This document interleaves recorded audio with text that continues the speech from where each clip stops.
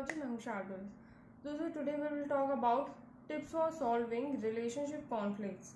जो रिलेशनशिप्स रहते हैं उसमें बहुत सारे कॉन्फ्लिक्ट्स आते हैं, बहुत सारे लड़ाई झगड़े होते हैं, जिनकी वजह से कभी कभी रिलेशनशिप टूटने की, ब्रेकअप की या डिवोर्स की भी नौबत आ जाती है। तो आज हम बात करेंगे वो छोटी छोटी 8 टिप्स की, जिसका अगर हम यूटिलाइज करें जिन्हें हम, तो अपने कॉन्फ्लिक्ट्स को हम बहुत ईजिली सॉल्व कर सकते हैं और एक छोटे से झगड़े को बड़ा झगड़ा बनाने के लिए, उसे ब्रेकअप तक पहुंचने से रोकने के लिए हम उन टिप्स का इस्तेमाल कर सकते हैं। तो सबसे पहले tip number 1, be direct about the problem, don't beat around the bush. अब ये क्या होता है कि हम क्या करते हैं, जब भी हमें कोई प्रॉब्लम होती है तो हम सिग्नल से साइंस देना चालू करते हैं। अगर आपको अपने हस्बैंड से या अपने बॉयफ्रेंड से प्रॉब्लम है कि वो आपको टाइम नहीं दे रहे हैं, तो आप उन पे गुस्सा होना स्टार्ट करोगे, उनको मैसेज का रिप्लाईज नहीं करोगे, या उनको ये दिखाने की कोशिश करोगे कि आप उनसे नाराज़ हो। लेकिन उससे क्या होगा, आपको तो पता है कि आप किस चीज़ से नाराज़ हो, लेकिन आपके पार्टनर को ये नहीं पता है कि आपकी नाराज़गी की वजह क्या है। इवन समटाइम्स तो वो ये भी नहीं समझ पाएंगे कि आप उनसे सच में नाराज़ हो या आप ऐसे ही अजीब सा बिहेव कर रहे हो। तो सबसे पहली जो टिप है, आप अपने प्रॉब्लम को डायरेक्टली अपने पार्टनर के साथ में शेयर करो। आपको चाहे अपने पार्टनर पे शक हो, चाहे वो आपको टाइम ना देते हो, चाहे वो अपना सामान जगह पे ना रखते हो, चाहे आपको मनी प्रॉब्लम हो, फाइनेंस प्रॉब्लम, चाहे कोई सी भी प्रॉब्लम हो, अपने पार्टनर के साथ डायरेक्टली बैठकर बात करो। इसके लिए अगर आप ऐसे ही बात नहीं कर सकते हो तो आप डिनर पे जा सकते हो। सडनली आप बोल सकते हो कि चलो डिनर पे चलते हैं या फिर लंच पे चलते हैं, और वहां आप अपनी बात रख सकते हो, ताकि सामने वाला सुनने के लिए भी एकदम शांत मूड में रहे और आप भी शांति से बात को कर सको। बातों को घुमाइए मत। Okay, don't beat around the bush. यहाँ वहाँ की बातें करने में समय बर्बाद भी करते हैं, आप भी टाइम बाय टाइम इरिटेट होते जाते हो, सामने वाले को भी नहीं समझ में आता तो वो भी इरिटेट होता, एट द एंड झगड़ा हो जाता है, फिर वो झगड़ा बढ़ जाता है। सेकेंड जो टिप है, don't attack your partners character. Now what is the meaning of character is, it's not about only कि अगर कोई मैन है तो वो, अगर हम किसी गर्ल की बात करें तो ही वो कैरेक्टरलेस है, या फिर कोई वुमेन है अगर वो किसी और से, किसी अदर मेल से बात करे तो उसके कैरेक्टर पे हम सवाल उठा सकते हैं। नो, कैरेक्टर जो रहता है उसमें बहुत सारी चीज़ें इन्वॉल्व रहती हैं। जैसे कि कैरेक्टर का जो मतलब होता है वो है चरित्र, और चरित्र बहुत सारी चीज़ों से मिलकर बनता है।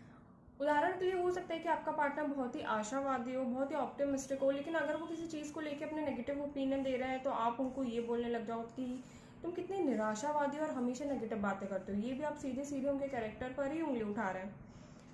हो सकता है कि आपके जो पार्टनर है वो बहुत ज़्यादा ऑर्गेनाइज्ड हो, लेकिन आप उनको कभी कोई गलती करने पर उनको ये बोल दो कि आप हमेशा ही बहुत ही ज़्यादा डिसऑर्गेनाइज करके रखते हो चीज़ों को, कोई भी चीज़ कभी भी जगह पर नहीं रखते हो अगर आपके पार्टनर ऑर्गेनाइज्ड है तो। इस केस में अगर कभी कभार ऐसा होता है और उसके बाद भी आप उनको इस तरीके से बोलते हो, तब भी आप उनके चरित्र पर ही उंगली उठा रहे हो। अगर आपको अपने पार्टनर पे डाउट है किसी गर्ल को लेकर, अगर मैन है तो किसी गर्ल को लेकर, और अगर फीमेल है तो किसी बॉय को लेकर, तो डायरेक्टली उनको ये नहीं बोल सकते कि तुम हमेशा ही मैन को हो तो तुम हमेशा ही लड़कियों के पीछे भागते रहते हो। ये सीधे सीधे उनके चरित्र पर ही उंगली उठाना होता है। इसलिए कभी भी इस आपके झगड़े को, कभी भी आपकी बातों को इस तरीके से मत मोड़ कीजिए कि आप डायरेक्टली अपने पार्टनर के कैरेक्टर पर डायरेक्टली अटैक करें। ठीक है, ऐसा करने से क्या होता है कि सामने वाला भी फिर उस चीज़ को बहुत ज़्यादा दिल पे ले सकता है और उसकी वजह से झगड़ा बढ़ सकता है। तो ऐसी चीज़ें कभी ना करें। थर्ड जो हमारा पॉइंट होता है, डोंट एग्जरेट बाय सेइंग नेवर और ऑलवेज वर्ड।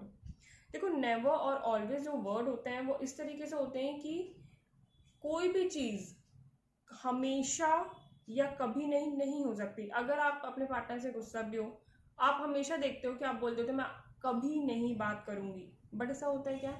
कभी ऐसा नहीं होता है। आप कुछ देर बाद फिर से अपने पार्टनर के साथ कम्युनिकेट करने लगते हो और सब कुछ सॉल्व हो जाता है।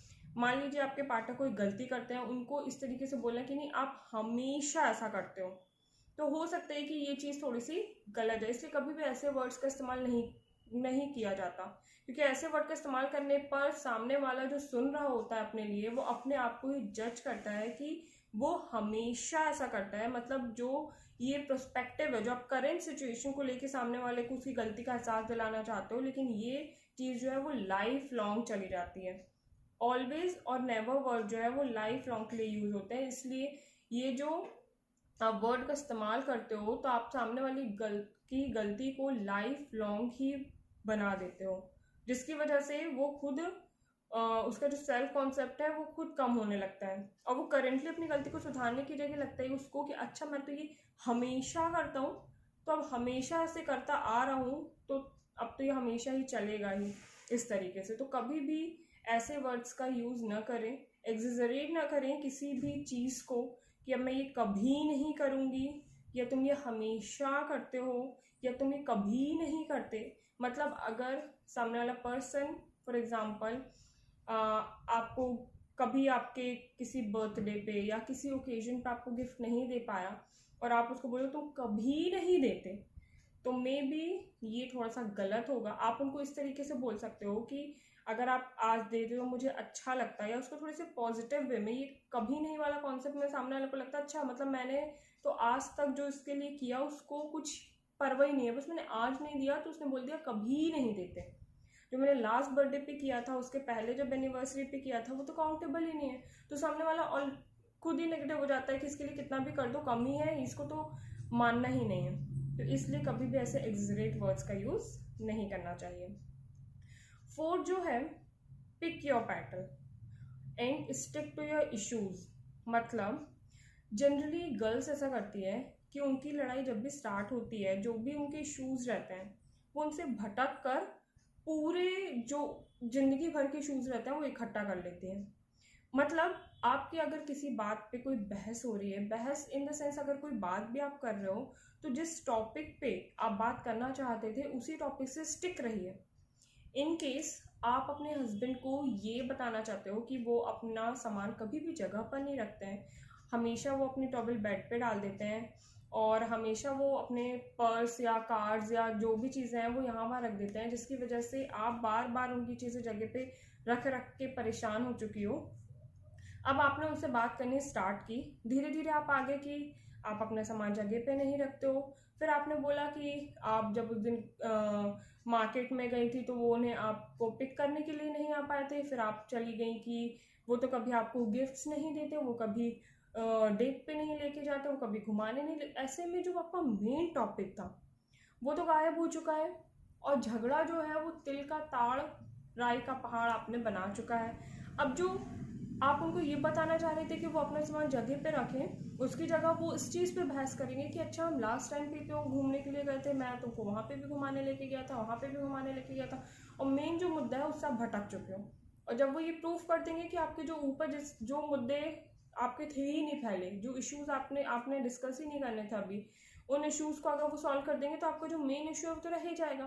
फिर नेक्स्ट डे से आपको वही प्रॉब्लम, वही चिड़चिड़ाहट, वही इरिटेशन, क्योंकि आपने खुद ही अपने इश्यूज को पकड़ के नहीं रखे, आपने अपने बैटल्स को पिक ही नहीं किया, आपने यहाँ वहाँ के इश्यूज को इकट्ठा किया, जिसकी वजह से सामने वाले को खुद नहीं समझ में आया कि वो किस चीज़ का एक्सप्लेनेशन दे और किस चीज़ का सीखने की कोशिश करे और किस चीज़ का एक्सप्लेनेशन ना दे। तो इसलिए हमेशा आपके जो इश्यूज होते हैं उसको चूज करो। अगर आपको कोई दूसरे इश्यूज भी हैं तो उसके लिए नेक्स्ट डे सेलेक्ट करो, किसी और दिन उस इश्यूज पे बात करो, लेकिन अभी का जो इशू है उस पर आपको टिक रहना है, टिके रहना है, ठीक है। नेक्स्ट जो है, really listen to your partner, आपका फिफ्थ पॉइंट है, ठीक है। अपने पार्टनर की बात ध्यान से सुनो विदाउट एनी इंटरप्शन। मतलब कई बार ऐसा होता है कि वो भी दिन भर ऑफिस में रहते हैं, आप भी दिन भर ऑफिस पे रहते हो, अगर आप होम मेकर हो तो आप दिन भर घर के काम करते हो, बट समटाइम ऐसा रहता है कि आपको सिर्फ अपनी कुछ बातें बतानी होती हैं, बैठ के डिस्कशन करना होता है। ऐसा नहीं है कि आप अपनी प्रॉब्लम गा रहे हो, या ऐसा नहीं कि वो अपनी प्रॉब्लम गा रहे हैं, आपको बस बात करने से हल्कापन महसूस होता है। इस वजह से अगर कभी आपका पार्टनर चाय पी रहे हैं या फिर कुछ भी, या वो अपनी बातें बताना स्टार्ट करते हैं, तो उनकी बातें विदाउट इंटरप्शन के आप सुनो। ऐसा होता है कि पता चला उन्होंने कुछ बताया कि अरे मैं वहाँ गया, ऐसा ऐसा हो गया, आपने बीच में उनको इंटरप्ट करके जज करना शुरू कर दिया या एडवाइस देना शुरू कर दिया कि अरे ऐसा होता रहता है, इतना मत माइंड करो। ये इस तरीके क्या है, उनकी बातें वहीं खत्म हो गई, और फिर उन्हें लगेगा कि आप तो उनको जज कर रहे हो, या उनको शायद उससे एडवाइस की ज़रूरत ही नहीं जो आपने दी। तो हमेशा अपने पार्टनर को ध्यान से सुनने की आदत डालो। तो इस ऐसे में क्या होगा ना कि आपकी बहुत सारी जो प्रॉब्लम है, हो सकता है वो उस बीच कुछ परेशानी उनके दिमाग में चल रही हो, आपको बताना चाहते हो, लेकिन आपने बीच में उनको इंटरप्ट कर दिया, उनकी परेशानी उनके दिमाग में ही रह गई। वही परेशानी उनके इरिटेशन का कारण बनेगी, वही परेशानी उनके झगड़े का भी कारण बन सकती है। तो बेटर है कि आप उन्हें सुनिए और ध्यान से सुनिए, बिना इंटरप्ट किए, और सुनने की एक्टिंग मत कीजिए। रियली सुनने का मतलब है कि आप सच में उन्हें सुने, समझें कि वो क्या कहना चाहते हैं। 6, don't automatically object to complaints. मतलब ऑटोमेटिकली अगर आपका पार्टनर आपसे किसी विषय पे कुछ शिकायत कर रहा है या आपत्ति दिखा रहा है, तो आप ऑटोमेटिकली उस पर जज ना करें, ठीक है, उस पर ऑब्जेक्शन ना उठाएं कि उन्होंने आपको आखिर ये बोला तो बोला कैसे। अगर उनको आपके किसी चीज़ से कोई दिक्कत है, अगर वो आपसे डिस्कस कर रहे हैं, उन्होंने यही बोल दिया कि तुमने कल मुझे मेरे फ्रेंड्स के सामने ऐसा बोल दिया, मुझे नहीं अच्छा लगा, तो आपको उन चीज़ों को सुनकर थोड़ा सा समझने की ज़रूरत है। ना कि सामने वाले ने कुछ बोला नहीं कि आपने अपने ऑब्जेक्शन की लिस्ट खोल के रख दी कि अरे मेरा कोई हक नहीं बनता है क्या, मैं बोल नहीं सकती हूँ क्या, मैं तो तुम्हारे अच्छे के लिए बोला, तुम तो मुझे इस तरीके से ट्रीट कर रहे हो, तुम्हें तो लगता है कि मैं तुम्हारी इंसल्ट करने की कोशिश करी। तो ये जो चीज़ है वो होता है कि आप सामने वाले की कंप्लेंट्स या उनके किसी विषय पर अगर वो शिकायत आपसे कर रहे हैं, तो आप ऑटोमेटिकली बर्स्ट आउट हो जाते हो उनके अपने ऑब्जेक्शंस के साथ उनकी कंप्लेंट्स को लेके। मतलब आप उनकी शिकायतें सुनना ही नहीं चाहते। अगर आप सुनोगे नहीं तो चीज़ें कभी भी सॉर्ट आउट नहीं हो पाएंगी। तो ये जो एक मिक्स्ड पॉइंट है कि पहले तो आप उनकी बातों को सुने, समझें और उस विषय पे बात करें कि अच्छा ठीक है, अगर ये चीज़ नहीं पसंद है, मुझे ऐसे से ऐसा करना था और नेक्स्ट टाइम से मैं ध्यान रखूंगी। तो ऐसे में ऐसा होगा कि सामने वाले को लगेगा ठीक है, एटलीस्ट आप जो वो बोलते हैं उनकी केयर करते हैं, वो समझते हैं कि वो क्या चाहते हैं, क्या चाहते हैं आपसे, कि आप किस तरीके से बिहेव करें, तो वो एटलीस्ट एक्सेप्ट करेंगे। ओके। और नेक्स्ट जो है, don't be little your partner with sarcasm. मतलब व्यंग के साथ में अपने साथी को कमतर दिखाने की कोशिश न करें। मतलब सम टाइम्स ऐसा होता है कि हम मजाक मजाक में कुछ ऐसा बोल देते हैं जैसे आपके जो पार्टनर है उनको लो फील होता है या उनको कम लगता है कि आप उनको कमतर दिखाने की कोशिश कर रहे हैं। मान लीजिए अगर आपकी सैलरी अच्छी है इन केस और आपके पार्टनर की नहीं, और आप मजाक में बोल देते अरे तुमसे ज़्यादा तो मेरी ही सैलरी है, तुम्हें क्या है ये वो करके, तो आपको लगता है अरे मैं तो ऐसे ही मजाक में बोल दिया, लेकिन हो सकता है कि उससे आपके साथी को हर्ट और उसको लगे कि मतलब आपने मजाक में लिया लेकिन उसको उसका जो सेल्फ कॉन्सेप्ट है वो ख़राब हो और वो जो है नीचा अपने आप को फील करने लगे। तो ऐसा आपको कभी भी नहीं करना चाहिए। अगर उनकी कुछ फिजिक प्रॉब्लम है, लाइक अगर हाइट कम है या कोई भी चीज़ है या किसी भी चीज़ को लेकर अगर उनकी पास्ट लाइफ ख़राब रही है, अगर वो अपनी लाइफ में उतने सक्सेसफुल नहीं है जितने कि आप हो, तो कभी भी मजाक में ऐसी चीज़ों को ना बोलें जिससे आपका जो पार्टनर है उनको कम फील हो या उनको ये लगे कि आप उन्हें नीचा दिखाने की कोशिश कर रहे हो। क्योंकि तुरंत हो सकता है वो रिएक्ट ना करें, बट ये चीज़ें मेंटली सामने वाले को डिस्टॉर्टेड कर देती है और वही डिस्टॉर्शन फिर आपको उनके बिहेवियर में देखने मिलता है। फिर आपको लगता है कि सडन क्या हुआ है इसको, लेकिन ये चीज़ सडन नहीं होती, ये चीज़ इकट्ठी होती जाती है और फिर सडनली बर्स्ट आउट होती है जिसमें आपको भी नहीं समझ आता कि ये हुआ क्या है। तो बेटर यही है कि कभी भी ऐसे सेंसिटिव चीज़ें या ऐसी चीज़ें जिससे सामने वाले को बुरा लग सकता है या हर्ट हो सकता है या उनको ऐसा लग सकता है कि ये उनको नीचे लगाने की कोशिश हो रही है, तो ऐसे टॉपिक पे कभी भी आप मजाक ना करें। और जो 8th चीज़ है वो ये है कि take a break if you need. अगर आपको लगता है कि आपके जो झगड़े बहुत ज़्यादा बढ़ गए हैं, आपके पार्टनर और आपके बीच में अंडरस्टैंडिंग्स थोड़ी सा कम हो गई, मिसअंडरस्टैंडिंग ज़्यादा ही हो रही है, या आपको लगता है कि हम बोर हो चुके हैं एक दूसरे से, तो कुछ समय के लिए आप ब्रेक ले सकते हैं। या तो आप साथ में ब्रेक ले सकते हैं, क्योंकि आपको अगर साथ में समय बिताने का मौका नहीं मिल पा रहा, आप अपने काम में बिजी रहते हो, आपका पार्टनर अपने काम में बिजी रहता है, तो आप एक दूसरे के साथ समय नहीं व्यतीत कर पा रहे हो, जिसकी वजह से प्रॉब्लम्स आ रहे हैं, कॉन्फ्लिक्ट्स आ रहे हैं, अंडरस्टैंडिंग कम हो रही है। तो आप एक ब्रेक लो, साथ में आप दोनों साथ में कहीं पर भी घूमने जाओ, साथ में एक दूसरे के साथ वक्त बिताओ, पुराने पलों को याद करो, जिससे क्या होगा कि आपकी जो प्रॉब्लम्स है वो सॉर्ट आउट होंगी।